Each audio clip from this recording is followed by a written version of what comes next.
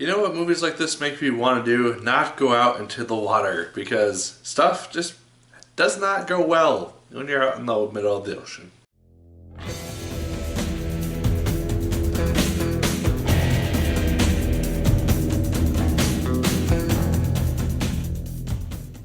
Hello once again, watchers of good movies. My name is Nick Pell and this is once again coming from my apartment. Now today we are going to be talking about the film Deepwater Horizon. Now this is a film based on the oil rig explosion of the Deepwater Horizon oil station back in, I believe, April of 2013.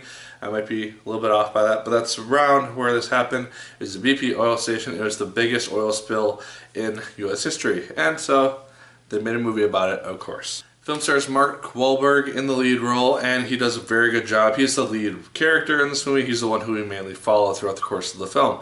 We see him just before he's about to go on to the Deepwater Horizon. He's a veteran. He knows how to do his job. He's going to go on there with a group of guys for 21 days, run the station, and then they go back for however long. And I did appreciate seeing kind of like how the whole process works, because the film does try to explain that and show it. It just does it so much that takes up 3/4 of the movie. And that is where my biggest fault of this thing was the fact that it takes over an hour into this 90-minute movie's runtime to just kind of show us the lead up into this huge disaster which we know is going to happen. And I'll be honest, I almost fell asleep a few times during this opening sequence because I was just waiting for something exciting to happen. Not that it wasn't interesting, but when I'm going to see this thing at 10 in the evening after a 14-hour workday, I need something that's going to keep me energized and then awake and excited. The opening sequence did not really do that well for me. Kurt Russell is also in this thing. He plays kind of the person who's in charge of the oil rig, and he does fine in his role. Gina Rodriguez is also in this film. She does good. Dylan O'Brien, who I wasn't really expecting to see, he actually does a really good job. He was one of my more standout characters. And this film's also going to focus on people who made the most impact, so to speak, during this event, which is taking place. It's not just going to be someone who is just running for the lifeboats and that's the whole story. No, we're going to look at the people who tried to save this thing, or tried to save as many people as possible when this thing was going up in flames. And that's one of the best things about this film, is the effects of the flames throughout this film. When you see the oil rig just spouting fire, like fire is coming up from the ocean, and it just looks fantastic on screen. And yeah, I can't really praise it enough. When you see just this overarching shot of the whole rig and it's just doused in flames, it just looks phenomenal, and it's petrifyingly scary as well.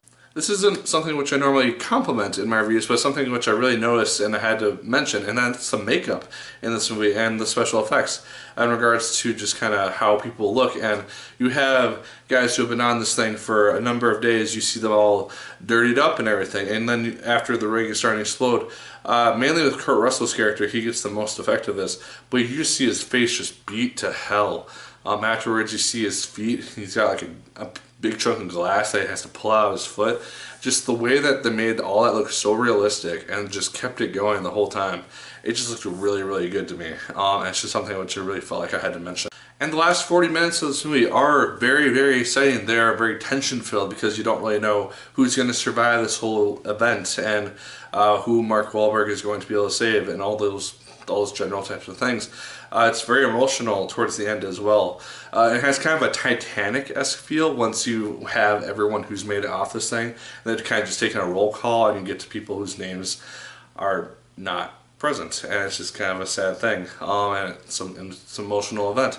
Also, when you see the whole thing just start to explode and you just see people being taken down, boom, boom, boom, boom, boom, it's kind of an emotional thing too, because you know if this thing actually happened, these guys presumably died in roughly the same manner, and so it's just kind of a tough thing to watch at some point. That being said, because the majority of this film is a lead up, and that has to have kind of a conclusion to it as well, which takes up about 10 minutes.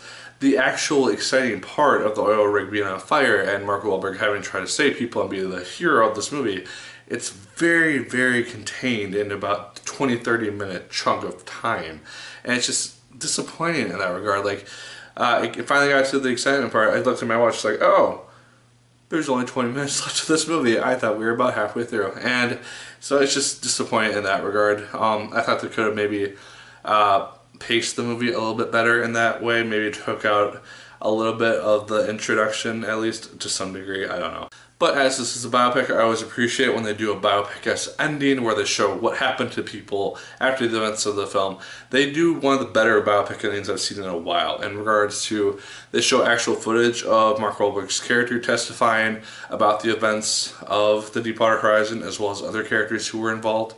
And I just could see what happened to certain people who are the main characters. You get to find out what events transpired in regards to BP being the people ultimately responsible for this disaster. And yeah, you also get to see names and pictures of the people who end up not surviving this event. And I thought that was a really cool memorial to them as well. And I thought it worked quite nice. But guys, Deepwater Horizon, it's good, not great. The last 40 minutes when it actually gets exciting, that's where it kind of saves itself a little bit, but otherwise it's really not that exciting up until that point. So I'd say check it out if you are interested in the story, but it's not really anything that you have to rush out into the theaters to see, unfortunately. But guys, those are just my thoughts. Let me know yours in the comments down below. Did you like it as much as I did? Did you hate it more than I did? Let me know. Like, favorite, comment, and subscribe once again if you so choose. I appreciate it immensely. And as always, my name is Nick Pell. And once again, keep on watching.